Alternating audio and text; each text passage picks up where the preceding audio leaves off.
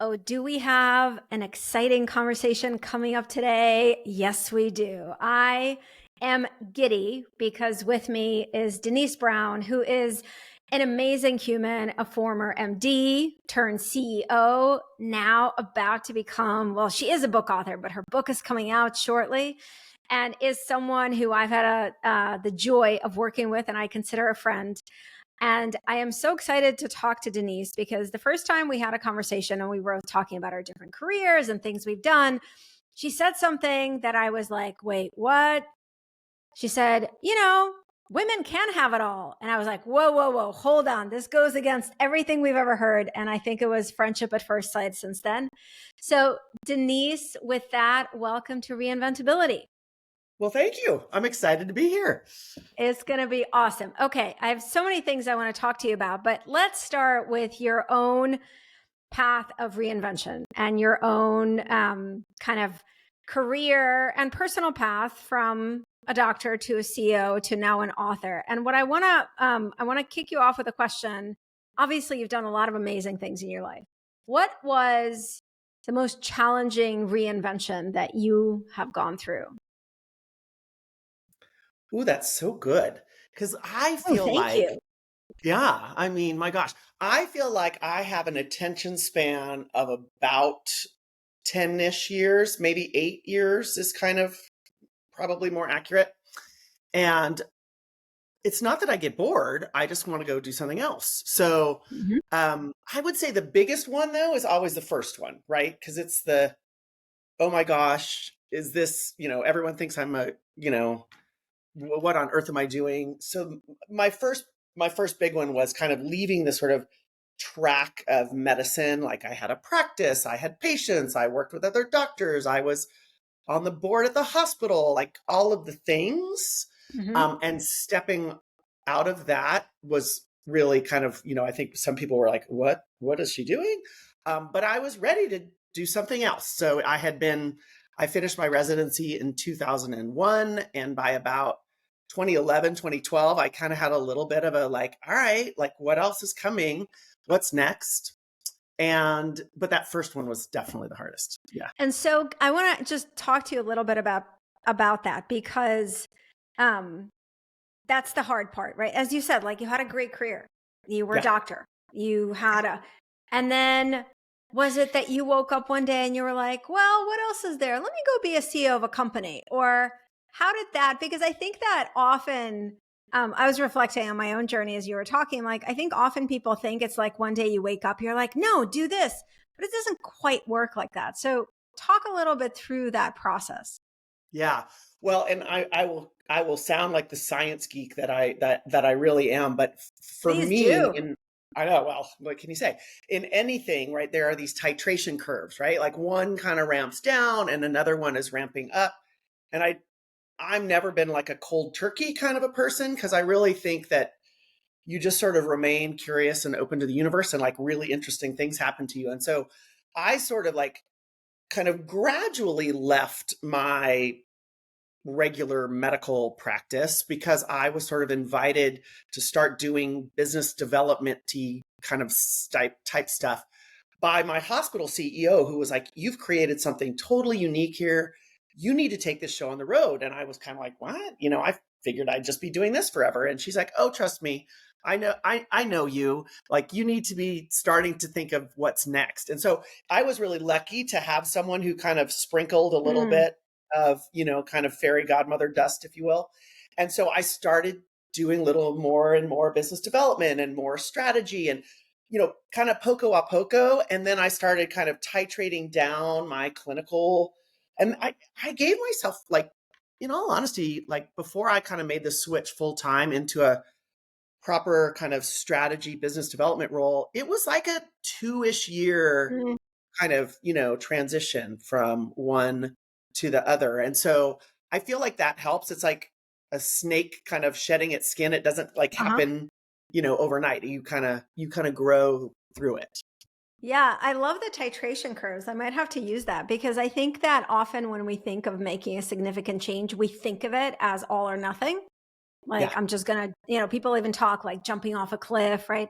but it's actually not quite like that, or we don't have to do it that way. So I love the example of like, you start doing a little bit less of one thing, you started doing more of another thing, you realize you like it. I think that was Yep. a key thing. And Yeah. then you can do it more. Yeah. Yeah, for sure. And Wow. then hopefully you've put yourself into a position where you have the flexibility to kind of play around with that. And, and if you don't have it, then maybe you can create it, if you don't realize it right out of the gate. Agreed. I always think, it's something that I hear from people a lot as well. I can't really I don't have the ability to test something out. Like my life is really busy. We always have the ability. You can always you always can create half an hour in your day to start testing something out if you're curious about it. Like that. Yeah, I I'm think annoyed. that's the gift of Yeah. curiosity, right? And if you don't, I don't know, I'm a big gut believer, right? So if I Yeah. don't have the interest in making that time, then maybe it's not the right thing anyway. Right. So like maybe your 100%. body is telling you. But if you're actually really in on it, then yeah, you go in on it. So yeah, I don't think jumping off a cliff is really the way you have to go about it. But at some point you do have to kind of like trust yourself to make a leap at some point. I mean, at some point you have to sort of go and do it. And so the only thing I think that can be potentially problematic with these titration curves is if you kind of get lost in the like analysis paralysis, trying to plan Mm. it all out, because you just can't plan really anything.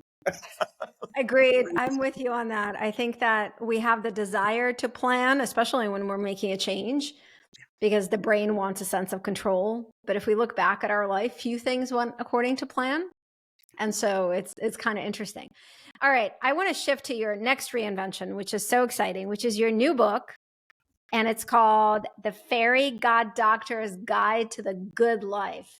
Just that title makes me feel, I don't know, gives me a spark. I love it. A Fairy God Doctor's Guide to the Good Life. Yes, if you're watching us on YouTube, you're seeing the sparkly one. And if you're not, check out, there's a link in the show notes to the YouTube because you want to see Denise's sparkly wand, the I love it. magic wand. I love So it. It's the magic the wand.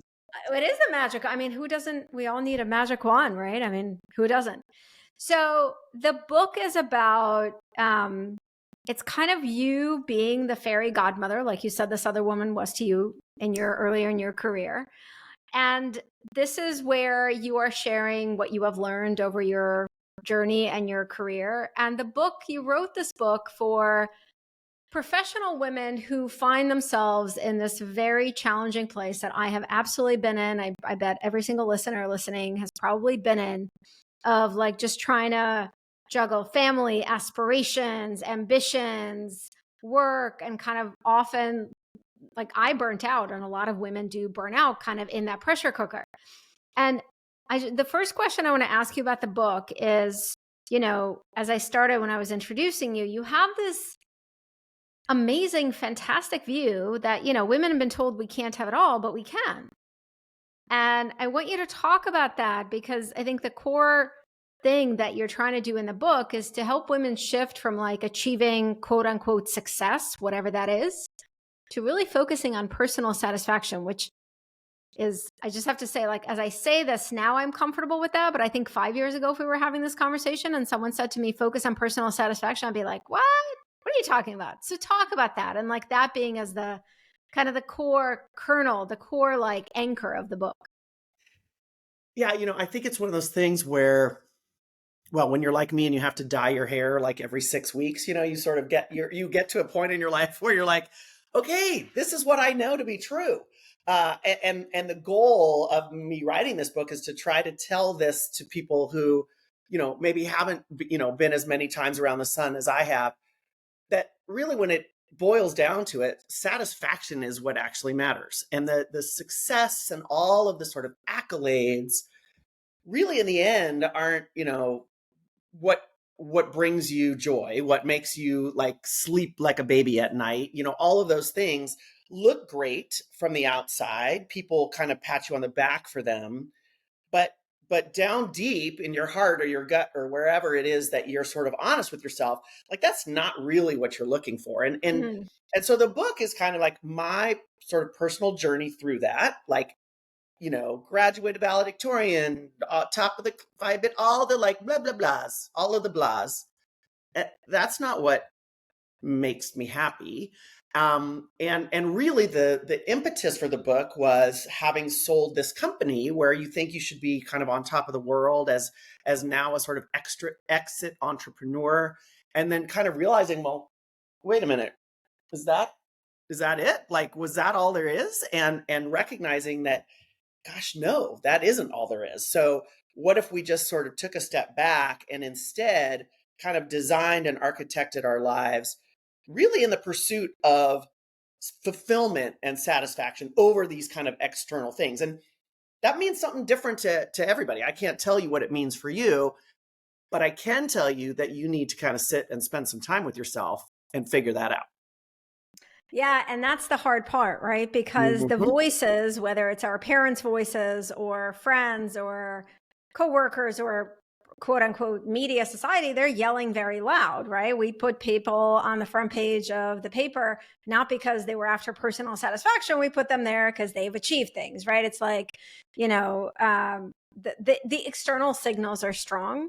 So what you're talking about requires, to me, a great deal of both self-honesty and courage to really stand behind your choices. And I'd love for you to talk about, there's a story in the book. It was kind of one of your turning points where you were working at a hospital, had a great gig.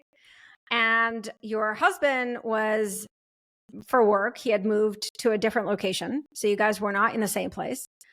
And one of the patients that you were taking care of said something to you in it, and you made a choice which from the outside could seem like you were sacrificing yourself. Can you talk about that? Because I think that's one of the, to me, it really stuck with me. It's one of the clearest examples of where you're choosing for what's important to you versus what is apparently the right thing to do.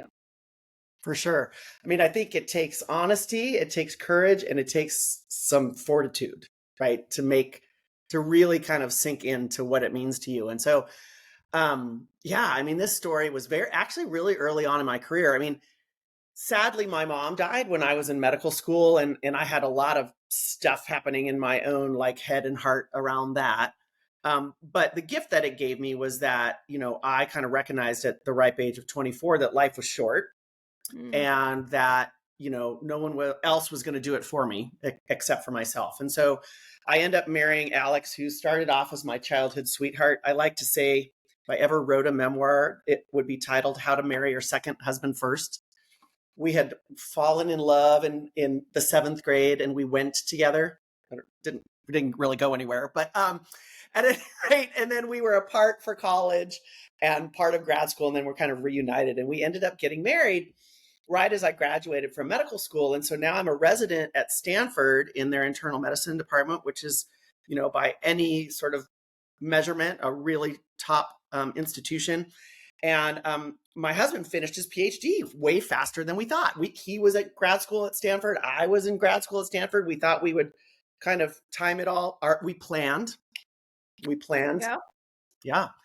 And then suddenly he finishes way faster and takes a great job across the country. And so here we've been married like not even 11 months, and he's 2 time zones away. And I'm like in the middle of my oncology rotation, and I'm taking care of this woman, Claudia, who, God bless her, had failed 2 bone marrow transplants, and she was basically dying. I mean, we were kind of trying to take care of her in her last days, and she was basically my age. And I would come and sit with her at nighttime because I was like going home to my house plants, and I would just kind of stop by on F ground to say goodnight to her. And she asked me, like, why are you here? And I was like, well, because I want to say goodnight to you. Like, I'm on my way out or whatever. She goes, no, that's not what I'm asking you. Like, you're always talking about Alex, and I'm asking you, why are you here when you could be there? And it was like, why am I here? Like, what Mm. am I doing? And, it was one of those things where it was just like, oh, kind of like I drove home and I was like, wow, I wonder what it would look like to not be here. And so that sort of began my first kind of, I think, really brave sort of just asking a question like, what would it look like if I left Stanford and went to Vanderbilt? Is that possible? If it's not possible, is there a way to kind of do it in between? Like, what could we come up with? And so I asked my program director, Kelly Skeff, God bless him, and he was like, I've been doing this for a lot of years and nobody's ever asked me that. But I was like, this matters to me. Like, what would we need to do to make it happen? And he's like, let me make some phone calls and I'll get back to you. And 5 days later, it was like, well, we figured out you could do your elective rotations for the rest of your second year of residency at Vanderbilt, and then maybe for the third year you could actually just transfer and we'll take care of it. And I was like, that would be amazing. I mean, like, who knew? And then that's what we did, and it turned out great. But if it hadn't been for Claudia asking, why are you here? I don't know that it ever would have happened. But I love that story so much. And what I love about it, it's kind of like what we were just talking about, the three things that are required, right? Like knowing yourself, having courage and fortitude. Like Claudia helped you to like align with what was most meaningful to you. Like, and that was a gift, right? She helped remind you, I call it your bigger why. Like, once you align with it, right? That's when we can start asking, well, how could I adjust things so that I prioritize for what's important for satisfaction?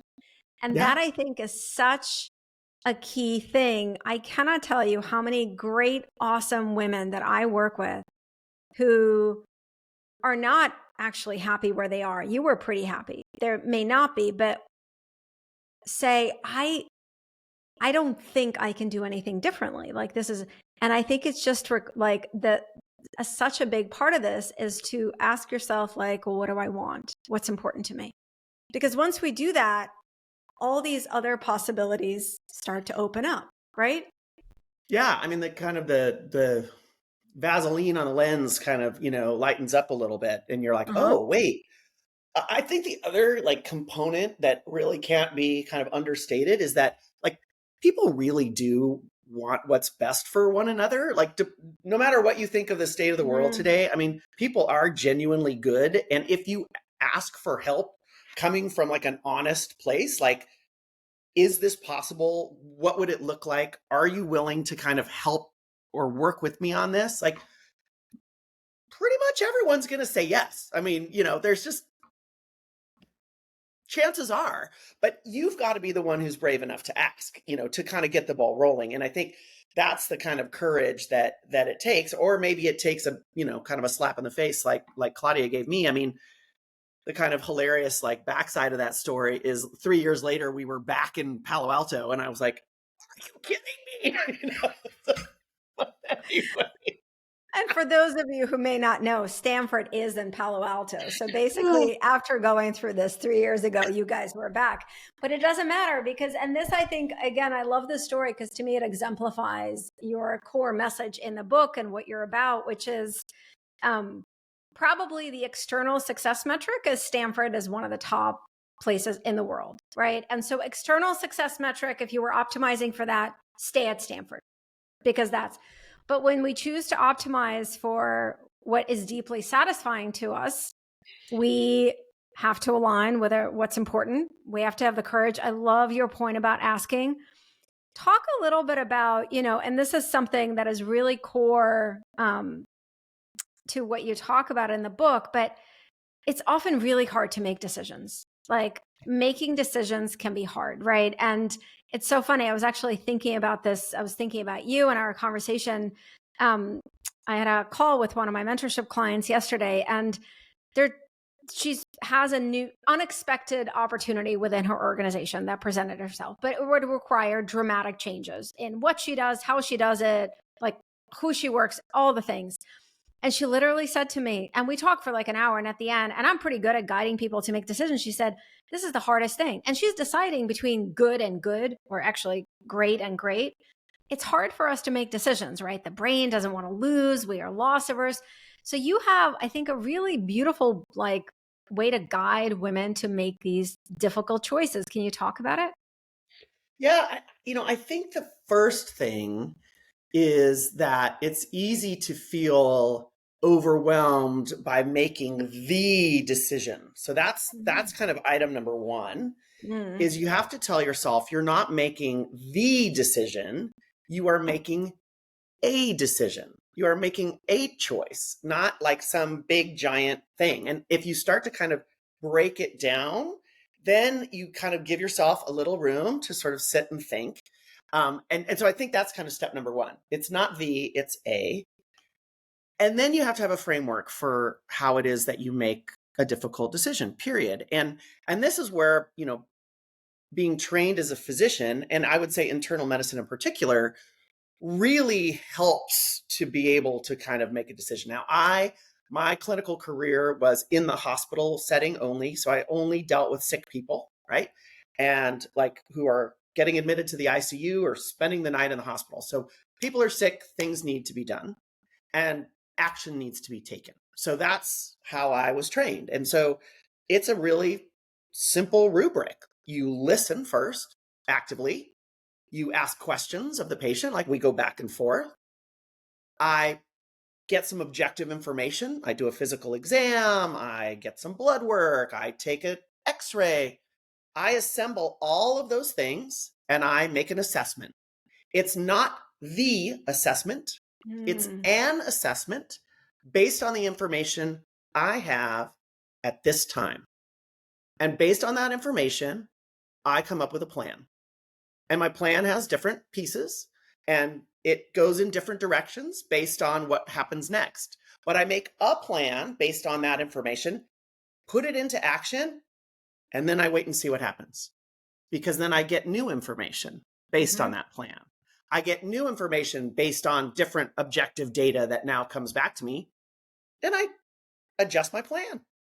And when you start to think about it like that, like listen, get your objective information, make an assessment, make a plan, not the plan, and then go back and adjust it, it kind of takes a little bit of the pressure off and allows you to sort of have a little more clarity without, kind of feeling this need to get it perfect the first time. Because, of course, that's not going to happen. I love that. I have to tell you, I was sharing this. So my daughter Mia is pre-med, as you know, as our listeners also probably know, because I talk about her all the time. And I actually shared this with her after you shared it with me. And what she reminded me, what it made her think of is I think she was a junior in high school. And we were going on a walk. It was her and one of her friends, and they were in the OMG college choice, situation, wow, okay, gotta.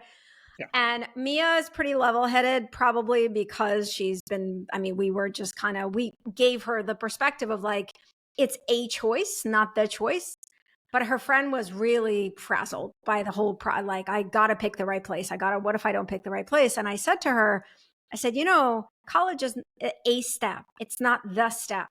And her friend looked at me and it was like she had seen God. She was like, oh my God, I feel like I can breathe.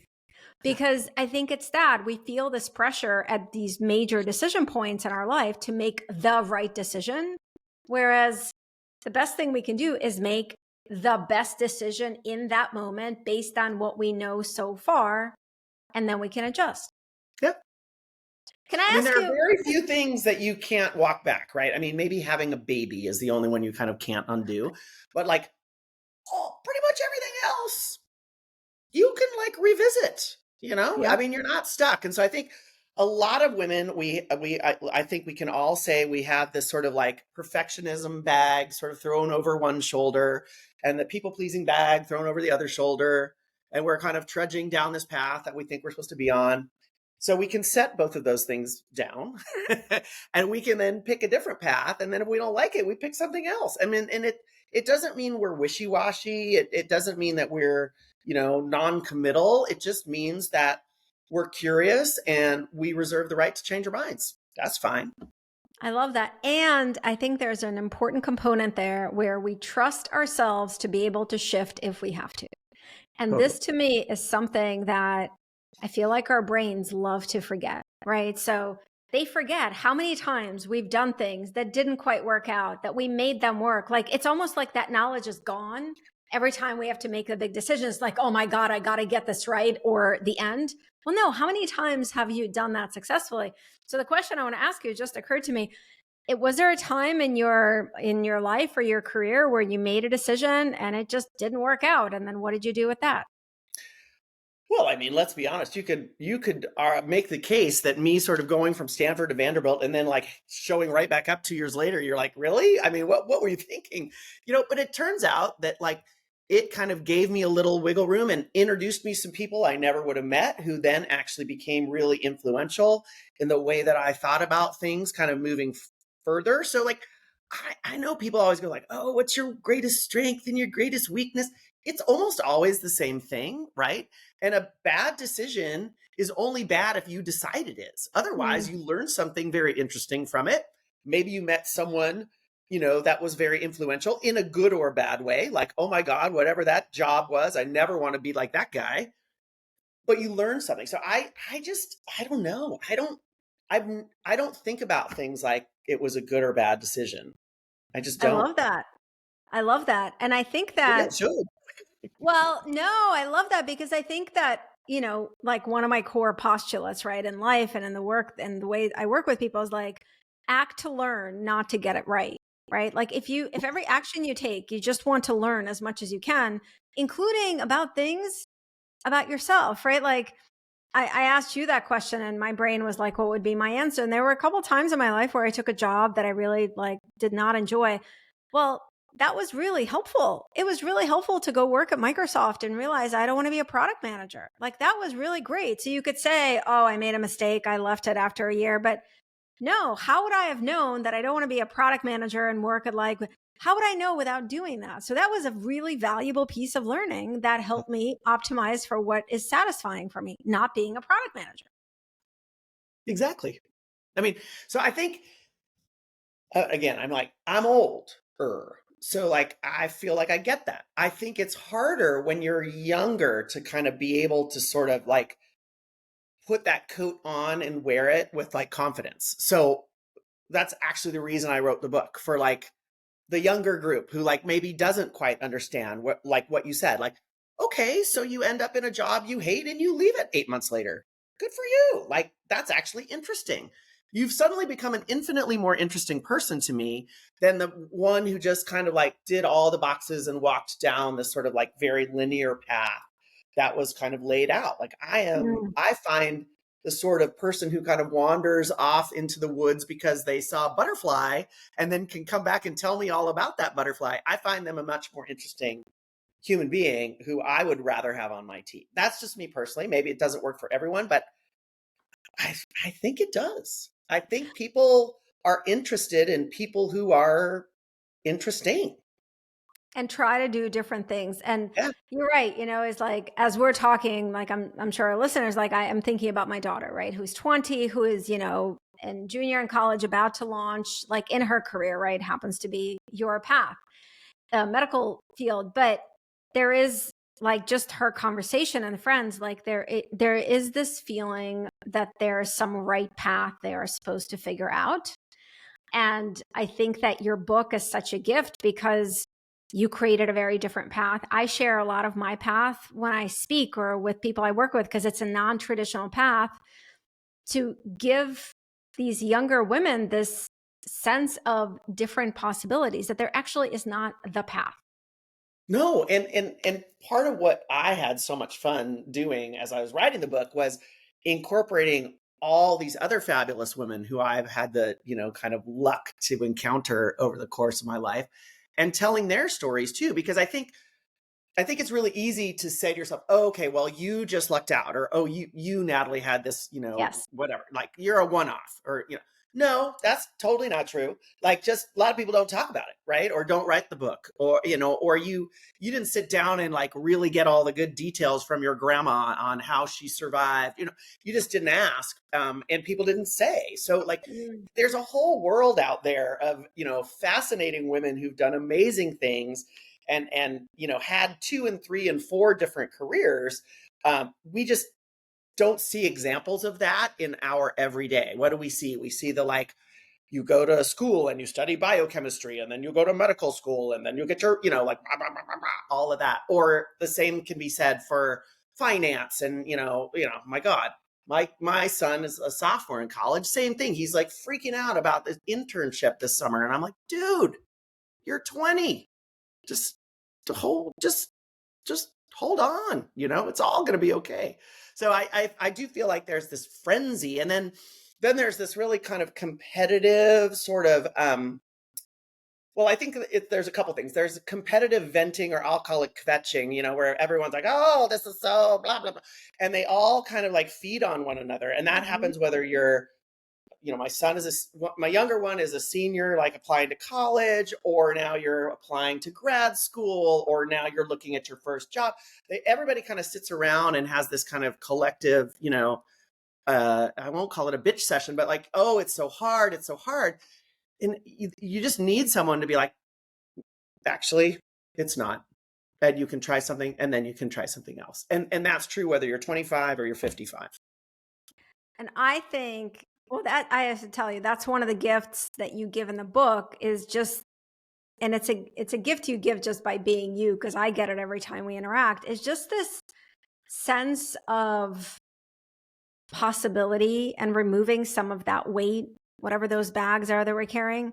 And it kind of circles us back. And it's a great thing to conclude with, to what I began with, you saying, yeah, women can have it all, which is again, the opposite. So what do you mean by that? And talk about that.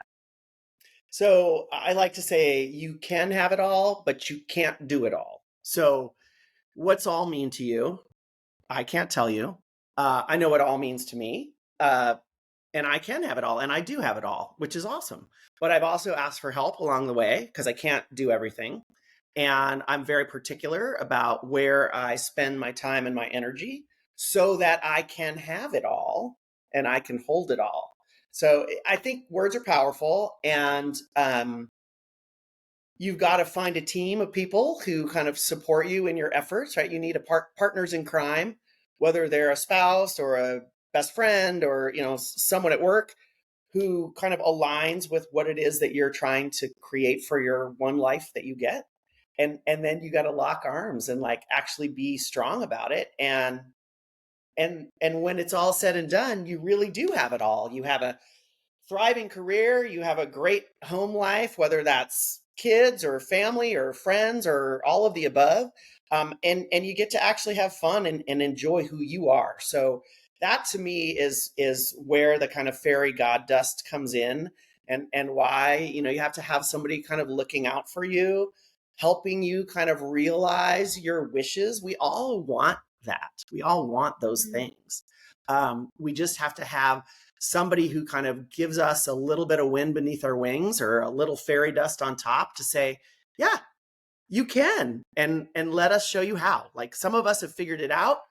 Learn from us and apply what works, and leave the rest behind. I mean, I'm not for everyone, and I don't care. I love that. And I think, again, I think the really important part of you can have it all is it is your all. It's not, you can have, here's the prescription of having it all, right? Here, all the check marks. It all begins and ends with you defining what all means to you. Because someone else's all may be living on a farm and homeschooling their kids and cooking fresh meals every day. That's beautiful. Like, I work with, I'm a business mentor who lives on a prairie in the middle of Canada, in a place I can't even pronounce because it is so like the boondocks, and used to be an opera singer, and is now this unbelievable mentor to high income women who run their own businesses, who is homeschooling her 3 daughters, who has a garden the size of New York City where she grows all their food, and has completely refused to change that persona. So she is there to help women build wealth, but she comes in her rubber boots because she just finished picking her tomatoes.